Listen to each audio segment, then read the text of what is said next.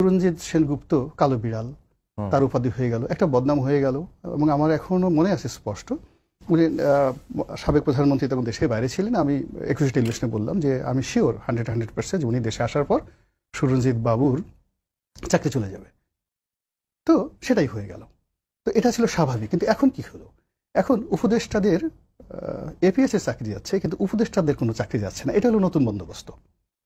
এরপরে আগে যেটা আমরা জানতাম যে বাবা খুব ভালো, কিন্তু ছেলের অপকর্মের কারণে বাবার সম্মানহানি হয়ে যায়।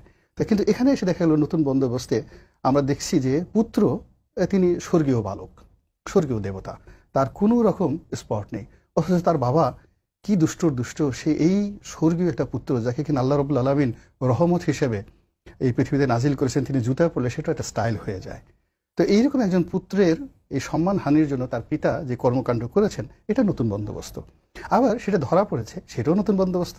ধরার পরের পুত্র আবার জাতির কাছে ক্ষমা চেয়েছে। এটা আবার বিবিসির মতো বাংলার মতো একটা প্রতিষ্ঠান সেটা আবার নিউজ করেছে যে ও মাই গড, পিতার অপরাধের যে কর্ম দায় নিয়ে পুত্র যে ক্ষমা চেয়েছে জাতির কাছে, এ জাতির উচিত এই মহান দেবশিশু যিনি আছেন সেই দেবশিশুকে ক্ষমা করে সুন্দর দৃষ্টিতে দেখে এই বিপ্লবের যে স্পিরিট রয়েছে, পবিত্র স্পিরিট, হ্যাঁ, তো সেই হলি স্পিরিটটাকে তুলে ধরা। আমার কাছে মনে হচ্ছে এই যে নতুন বন্দোবস্তগুলো হচ্ছে, এর বাইরে রাজনীতিতে অন্য কোনো জিনিস আমি দেখতে পাচ্ছি না। বরং আমার কাছে মনে হচ্ছে যে সব জায়গাতে একটার পর একটা জটিলতা তৈরি হয়ে গেছে। রাজনীতির প্রথম এবং প্রধান যে বিষয়টা হলো সেটা হলো ট্রাস্ট, বিশ্বাস। নেতাদের প্রতি কর্মীদের বিশ্বাস থাকবে, কর্মীদের প্রতি জনগণের বিশ্বাস, আস্থা থাকবে। এভাবে একটা দল কাজ করে। কিন্তু এখানে কি হলো? এখানে এখন কেউ কাউকে, জনগণ আর এখন কাউকে বিশ্বাস করছে না।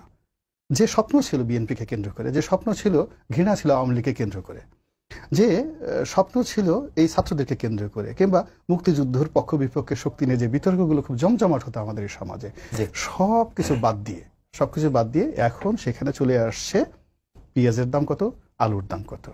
আমরা এতটা নির্বোধ হয়ে গেছি, যেটা উনি বললেন যে শীতকালে পেঁয়াজের দাম কমে যায়, সেটা নিয়ে আমরা খুব খুশি। পেঁয়াজ মানে 20 টাকা করে পেঁয়াজ পাওয়া গেছে। কিন্তু 70 টাকা 80 টাকা করে পার লিটারে যে ওই একই সময় সয়াবিন তেল এর দাম বেড়েছে রোজার মাসে, আর সারা বাজার খুঁজে সয়াবিন তেল পাওয়া যাচ্ছিল না। আর ভোক্তা অধিকারে যারা কর্মকর্তা পাগলের মতো খুঁজে খুঁজে বিভিন্ন জায়গাতে বোতল কোথায় আছে, সেই বোতল তারা একটা দোকানে গেল, সে দোকানের গদির নিচে 5টা বোতল খুঁজে পেল। এটা ছিল জাতীয় খবর, বিশাল খবর। তারপরে সে আরো খুঁজে বের করলো কি, এক লোক ড্রাম, মানে বোতলের সাথে ড্রামের তেলের দাম বেশি। এর জন্য অনেক লোক করছে কি, সে গোপন ক্যামেরা নিয়োগ করেছে, করার পরে সেই রূপচান্দা মাকড়া সয়াবিন তেল সেটা সে বোতলের মুখ খুলে ড্রামে ঢালছে। এটা আবার সে দূর থেকে সে ফটোগ্রাফি নিয়েছে, ভিডিও নিয়েছে, নিয়ে ওটা নিয়ে যখন সে হামলে পড়লো দোকানের উপরে, হাজার হাজার মানুষ দেখতেছে, মাই গড, এত বড় বিজয়। সেই মানে সয়াবিন তেলের বোতল থেকে ড্রামের মধ্যে বোতল ঢালছে, তেল ঢালছে, এবং সে পার লিটারে 30 টাকা করে চুরি করার একটা প্ল্যান করছে। এবং আমাদের সরকার বাহাদুর এবং তার মহাবীর যারা কর্মকর্তা তারা সেটা ধরে ফেলেছে। That was the national news in, যাকে বলা হয় ডিউরিং দ্য রামাদান। তো এই যে মানুষের যে দেখেন আমাদের চিন্তা চেতনা সব উল্টে যাচ্ছে সকালে বিকালে। আবার যে জনগণ সেই সময়টাতে সরকারকে খুব প্রশংসা করতো, যে সরকার সে আর ভালো সরকার হয় না, রোজার মাসে দাম কম রাখছে, এখন বাজারে পেঁয়াজ পাওয়া যাচ্ছে না, আলুর দাম বেড়ে যাচ্ছে, এখন আবার গালাগালি করছে।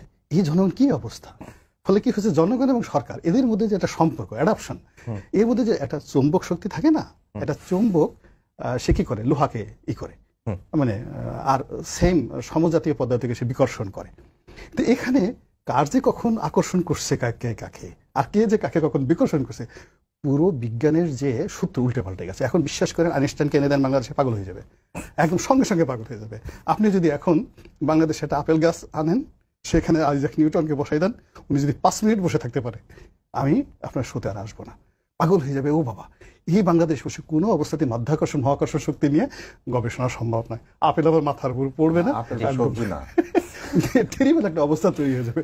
এইভাবে সব কিছু এলোমেলো হয়ে গেছে ভাই, এলোমেলো হয়ে গেছে। সেই এলোমেলোর মধ্যে গন্তব্যটা যে কোথায় যায়, আমরা সাপকে ভয় পাই কেন? সাপকে ভয় পাই এর কারণে হলো, সাপের মাথা দেখে আর লেজ দেখে আপনি বলতে পারবেন না যে ও কোন দিকে যাচ্ছে। ওর গতিটা হলো সর্পিল গতি, বুকের উপর ভর করে চলে। সাপের কোনো পা নাই, আমরা বলি সাপের 5 পা, মূল ভয় থেকে বলি ওর অনেকগুলো পা আছে। এখন আপনি যখন আঁকা বাঁকা, আরে এটা কি ধরনের কথা? 9 ডিসেম্বর ইলেকশন হবে, 9 জুন ইলেকশন হবে।